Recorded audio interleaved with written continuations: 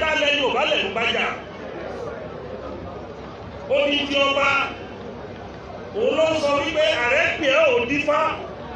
Ó ní lọ́ba ìlú yẹn o, ó fi jọba kẹ́mi tó jẹ ààrẹ o nítorí pé ó mọ ìṣẹ̀dálẹ̀ ààrẹ ni. Ọ̀pọ̀lọpọ̀ wọn ti sọ lẹ́nu wọ́n ṣàgbéyàwó. Gbogbo strategy tó yẹ ká lò lábẹ́lẹ̀ ìwádìí kan máa sọ lórí íńtánẹ́ẹ̀tì. Lórí ààrẹ mo fẹ́ kẹ́ wá sọ̀rọ̀ nígbà tẹ́ bá grill mi fún 4 hours. Ìgbà wo ni tí mò ń rí jáde síta fọwọ́ ọ̀tá? Ògbó túlétúlé wọn kẹ́ má ti gbàgede. Òbílẹ̀ jẹ́ rọra ṣe má balẹ̀ yìí jẹ́ o. Èdè tó dára ni wọ́n pe rẹ̀ ní pásọ̀ ló jẹ́ ìpanilẹ́rìn. Ó ní pásọ̀ ní òun lóògùn dáadáa o, ó ní ààrẹ òní jáde o, olóṣèlú ni o. Ọjọ́ báyìí yẹn kò jáde o. Kò jáde o. Ó parí báyìí tó pe rẹ̀ ní pásọ̀ kò jáde o. Nígbà tó wá sí láàyè ló ní sẹ́ẹ̀ mọ̀ pé èmi àti kan kọ́ ìdìbò tájẹ̀ ìjọba jáde àwọn lọ́fẹ́ mú ẹ̀rọ rẹ̀. Lẹ́yìn tó ti pẹ́ láàyè yẹn wọ́n àtàkì àwọn ọ̀tẹ́ pé àwọn tá a lè pè ní gallant soldier làwọn tó débẹ̀. Tó bẹ̀rẹ̀ ẹ̀yìn kábíyèsí wa látòrí àrólé Oòduà Ọọ̀ni of Ifẹ̀. Mo bẹ̀ yín lórí ọ̀rọ̀ gbogbo nǹkan tí Sunday Igboho wá ṣe. Mo bẹ̀ kábíyèsí Aláké. Wọ́n lé ẹrú ní sinmi. Ẹ̀kọ́ kìí sí ènìyàn. Aláké Ọ̀fẹ̀gbá. Ó lè bẹ̀rẹ̀ gbogbo ẹ̀yìn ọ̀jọ̀gbọ́n. Tí ọmọ ẹni bá ṣẹ ni èèyàn máa ń dáríjì ni. Ẹ jẹ́ ká fọwọ́sowọ́pọ̀. A sọ pé ká dá ogun lẹ̀. A sọ pé method Sunday Igboho lò èèyàn abẹ́ lò. Kí a jọ fọwọ́sowọ́pọ̀. Ká lo a modern method. Tẹ́lọ̀ fi ń la ilé ìta rẹ̀. A ní ká kí ìsìn method yẹn. Torí mo mọ̀ pé most of this method is wrong. Èmi kan sọ fún most of this method is wrong. But Ọlọ́run ti lò ó. Ọlọ́run ti lò ó lórí agitation Yorùbá nation. Ó ti play his own role. Ó lè máa play role sí. Àgùdọ̀ jẹ́ kó pa, àgùdọ̀ jẹ́ kó fìyà jẹ. Torí tó bá fọ ọba lọ ṣe nǹkan fún ẹ̀yin ọba náà tẹ́ bá dé Àbújá kò tẹ́ tó bá respect yìí o. Nígbà tí ẹ bá fi ká ẹyin, nígbà tí ẹ fi ká ẹyin ajá tó gbó àbí láyọ̀ tó jà fún kí ló máa fi gé ọ̀tá jẹ tó bá wá. Tó mo bẹ̀yẹ̀ ìjọba, àtọ́rí gbogbo ọba tó bá bínú, ẹ fọwọ́ wọnú gẹ́gẹ́ bí ààrẹ ọkọ̀ kátákó lẹ́yìn Yorùbá mo bẹ̀yẹ̀ yìí. Tó bá yẹ pé kò kú mi rí, tó bá yẹ pé ọ̀rọ̀ sọ̀kọ́tẹ̀ òkú mi rí, mo sọ wẹ́lẹ̀ ẹni kò tí ì ṣòwò ẹ̀kú mi rí. Ṣùgbọ́n olórí tí ò bá ní ìdáríjì ọ̀tá Ọlọ́run ni. Mo bẹ̀ yín o, mo lè bẹ̀ yín gómìnà tó bá ti ṣe. Àwọn gómìnà yẹn tẹ̀ fáì nínú kọmíníkè wọn. Wọ́n pa lówe ọ̀dọ́ wọn dárúkọ. Wọ́n ní kí agbófinró tó mú ẹnì kankan ní state àwọn ó gbọ́dọ̀ jẹ́ káwọn gbọ́ as a chief security officer. Kí ni bí tìtọ́ fi sọ yẹn pé wọ́n wo level of damage táwọn security officer tó wá sílé Sunday Igboho tó commit. Wọ́n pa èèyàn 8. Wọ́n kó aṣọ ní kílódé ní pàṣẹ òògùn. Ṣé aṣọ òògùn tí wá jẹ́ evidence ni?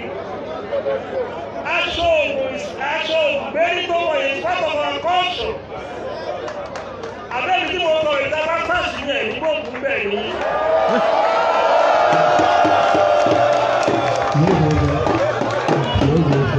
Ẹ wá lọ kó ìbọn, ẹ̀kọ́ ọ̀pọ̀ lẹ́ra wọn ní ìbọn tẹ bá ní ẹ̀. Àwọn iṣọ́ pé ilé ẹ̀lẹ́dìmọ́ọ̀mù ni ìbọn tẹ pàdé yẹn. Ẹ wá lọ kó pé ọwọ́ kọ́sọ̀mù wá lè wọ́n fídíò tó gbà kó gbọ́ lọ́wọ́ kọ́sọ̀mù ni. Ẹ̀yọ́ ọmọ Yorùbá ẹ jẹ́ ká wẹ́kọ̀ bó. Ẹ gbàgbé ẹ jẹ́ ká gbàgbé ọ̀tẹ̀. Ẹ jẹ́ ká gbàgbé nǹkan tó bá ti ṣẹlẹ̀ sẹ́yìn. Ó ní ìgbàdẹ́mì dìde ní ọ̀dọ́, ó ní kọ́lọ́run ṣe lò mí fún Ọbásanjọ́. Tí Ọlọ́run bá lò mí wọn bá Ganilábọ̀ bá impeach Ọbásanjọ́. Ó dẹ̀ ní bí Ọlọ́run ṣe ń lo Sunday Igboho lọ́wọ́ tàwa yìí. Àwọn tá a jẹ́ olórí tá a já bàbá gbọ́dọ̀ báàgì ẹ̀. Iṣẹ́ ló ṣe ń dá ṣe, owó ò ṣe dáná. bẹ̀rẹ̀ kó lọ kọ́ sọ̀rọ̀ àwọn ẹlẹ́nu jáwáyà kó má dá wà láti lórí mọ́. Ó fẹ́ sọ kankan ìjọba àwọn OBC láti lọ́rùn máa sọ fún yín. Nígbà tó mi lọ kọ́ bẹ̀rẹ̀ tí mi ò tí ì mọ̀ nǹkan tó ń jẹ́ Yorùbá. Wọ́n ní bí mo ṣe ń wá dà sí olùfẹ́ lọ. Bí mo ṣe ń wá dà sí olùfẹ́ lọ.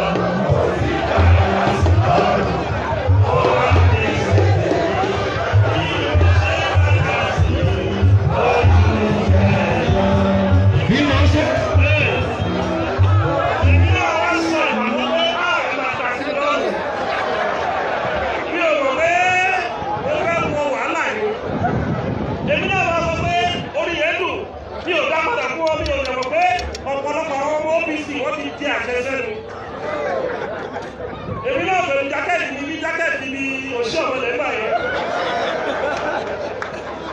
Nígbà tó máa dá ọ̀rọ̀ sí lọ́rùn ní Ṣómólú.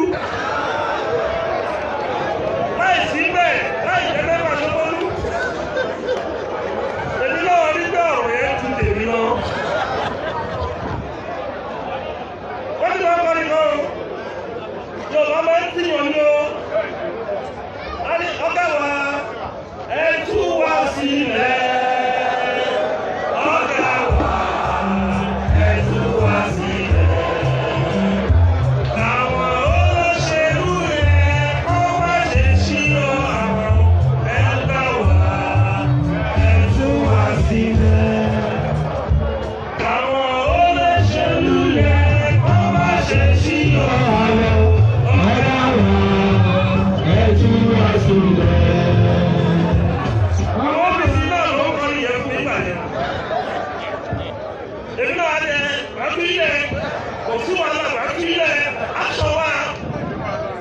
Nígbà tó ń gbá fọ́ọ̀kan fún mi mo mọ̀ báyé pé bẹ́ẹ̀ wá. Àgbà wá búra. Stéèjì Sunday Igboho ló wà yẹn. Stéèjì tẹ́mi ní bílẹ̀ ní 20 years ago. Òun ló ṣẹlẹ̀ sí ilé ọ̀tọ̀ yìí. Gbogbo ẹnikẹ́ni tó tẹ̀ gbàgbọ́dé fún alálẹ̀ Yorùbá dà fún mi. Mo sọ nígbà yẹn àwọn ẹlẹ́nu jáwáyà. Ó ní àwọn tó rí ìjẹ àwọn tó rí ìjẹ yìí ẹ jẹ́ ìjọ olóṣèlú kan lẹ́kọ̀ọ́ wọn.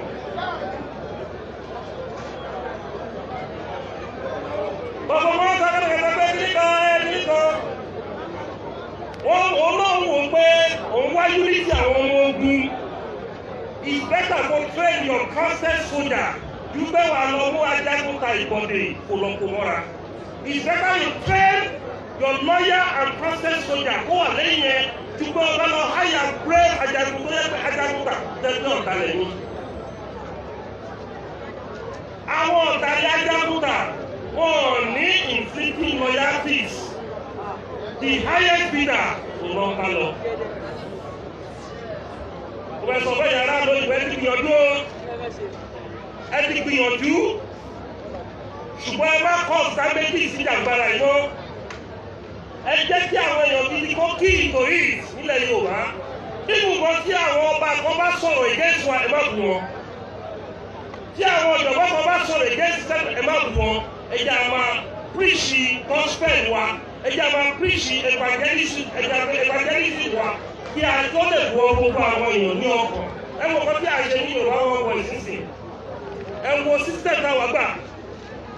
Ní on the 1st of July, 3rd of July, in National Press Club ní Washington, a dẹ̀ lọ ṣe press conference. Àwọn league gbogbo àgbáyé gbogbo ìtọ́ ti pa àwọn ọmọ Yorùbá. Àti sọ fún gbogbo àgbáyé sí àtẹ̀lẹ́bí ìsìnkú tẹ̀ sí different country in the whole world. Lẹ́yìn yẹn, a ti máa ṣe another one in Zoom in July 10. Ọlọ́pàá ló wá bẹ́ẹ̀ wá lórí yẹn pé a ní right láti sọ ẹ̀tọ́ wa, a ní right láti sọ ọ̀gọ́dá ìṣe fún wa ní burúkú tó wá wọlé lórí.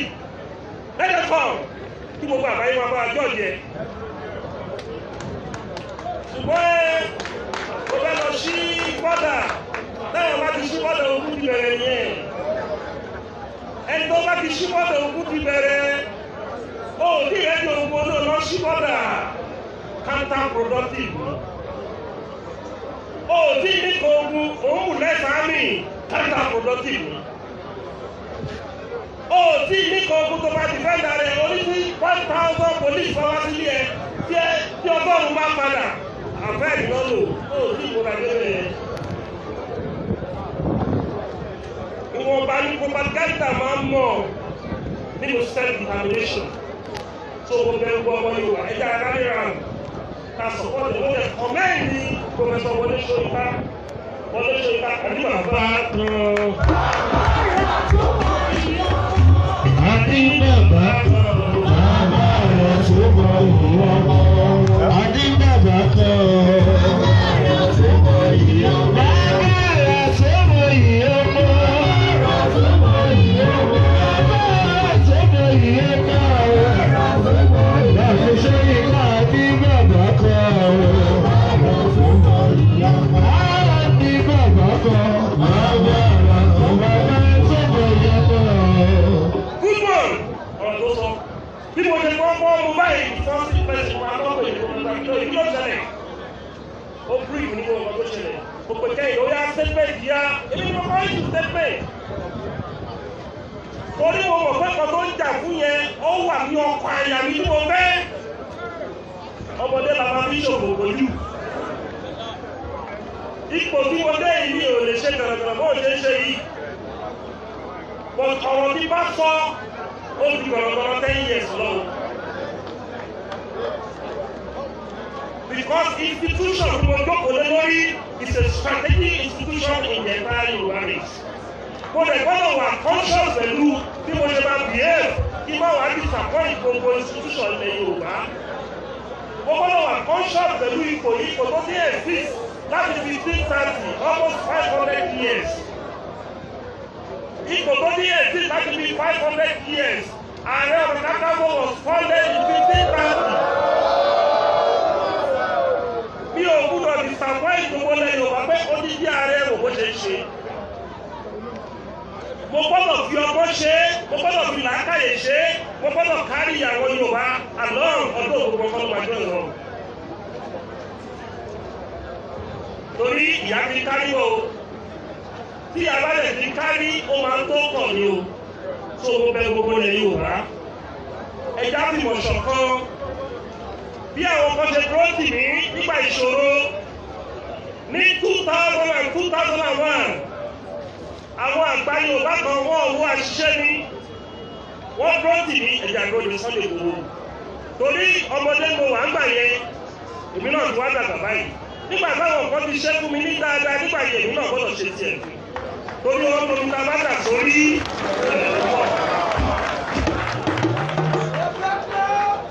tó mo bẹ̀ yìí ó lè bẹ yín ọ̀dọ́ wa ẹja wà coordinated ẹja strategize òsínà wọn ní Nàìjíríà ló lẹ́yìn tó bá dé love Nàìjíríà ó lè ní tó bá dé love Nàìjíríà lọ́wọ́ táwa yìí ó lè ní bí ò bá jẹ́ àwọn tó ń kówó jẹ á jẹ́ kọ̀ǹtrátọ̀ àwọn tó ń kówó jẹ bí ò bá jẹ́ kọ̀ǹtrátọ̀ àwọn tó ń kówó jẹ á jẹ́ tó ń fraud fáwọn olè ń jọba. Torí Nigeria is one of the most corrupt countries in the whole world. Nigeria is one of the most unsafe countries in the whole world. Nigeria is one of the countries that practice nepotism in their country. Nigeria is one of the countries that believe injustice in the global village. Nigeria is one of the most damaged image countries in the whole world. Kí ló ti kù? Wọ́n ní tàbá ọmọ ọba Amárítà Sákìlá rẹ̀ ní. In 70s, in early 80s, tí àwọn òyìnbó bá rí Nigerian citizen, wọ́n máa ń respect yẹn. It is Nigeria, wọ́n respect yẹn. By then, tàbá fẹ́ apply ní British Embassy, wọ́n máa ń fún wa ní visa bíi 10 years. Kò dé ìgbẹ́jọ́ méjì lọ́dọ́ máa fi fún wa. Even in 70s, visa free ni àbí 60s visa free ni passport wa jẹ́. But now, any country tó bá wọ̀ tó bá ti ní Nàìjíríà ní ẹ̀ máa ní front country, a front citizen lè. The first thing tó bá ṣẹlẹ̀ sí global village, àwọn ìlú tó yí wa ká ní gbogbo àgbáyé, wọ́n ní is a country of criminal, is a country of fraudulent people. Àwọn ilẹ̀ Yorùbá tẹ̀lé a ní image láti protect. We have image to protect. Yorùbá máa ń sọ pé orúkọ rere ló sàn ìdúrà àgbàlagbà. Sòwò kí gbogbo yín kò lè kí ẹ̀yin members wa. Ẹ má ṣe dàǹdàǹkú. Ẹ má jẹ́ kó tún ní kùkùtì. Ẹ jẹ́ àfi ọgbọ́n ṣe, ẹ jẹ́ àfi ìmọ̀ ṣe. Ẹ jẹ́ ká mọ̀ pé Ọlọ́run ń bẹ ènìyàn wà. Tí ẹnìkan bá ní Nàìjíríà ò ní pín, Ọlọ́run tí rẹ̀ ní láti pín in. Tí aláwọ̀ bá rẹ̀ ní láti pín ìlú kò sí ẹ̀dá ara ìkọ́kọ́dá tó lè dá dúró. I can give you a very good example in 1998. Abacha ní defeat our pro-democracy. Nígbà tí Ọlọ́run kò pé lórí àbòsí ló fi ń defeat àwọn ọ̀dẹ̀ ìjà òkò yẹn, òkú àlẹ̀ ní ìtura. So tẹ́nìkan bá lóun lágbára, òun ọlágbè kan understand. Ọlọ́run bá àgbẹ̀ wá sọ pé òun ọlágbè tí òun náà understand. Àtàbí tí ìbá ṣe lórí ẹ̀kọ́ wa lọ́wọ́. Àtàbí tí ìbá ṣe wípé agbóhónlé ẹ̀kọ́ wa àwọn Yorùbá wà ní Haúsá pọ̀ gbogbo àwọn Haúsá jẹ́ pọ̀ rẹ́pọ̀ àwọn Haúsá pọ̀ lè pa Haúsá lórí ilẹ̀ wọn. Àtàbí tó bá gbà wọn láyọ̀ ọ̀jẹ̀ nínú Nàìjíríà ló. Ṣùgbọ́n tó bá gbà wọn láyọ̀ ọ̀jẹ̀ ẹgbẹ́ bá wọn lẹ́pa ilẹ̀ wa jẹ́ tó ọ̀rẹ́ ká sí ni olú ọ̀run á ṣèdájọ́ Nàìjíríà. Mo kí gbogbo yín ní apá Ọlọ́run ogun òní dàwà nílẹ̀ Yorùbá o, ọjọ́ òní ti wá o, ìmọ̀ká ò ní ṣe lọ́wọ́ lórí o, á ṣe é ṣe fún wa látara ilé ìmọ̀ ìbẹ́ẹ̀ ló ṣe máa rí.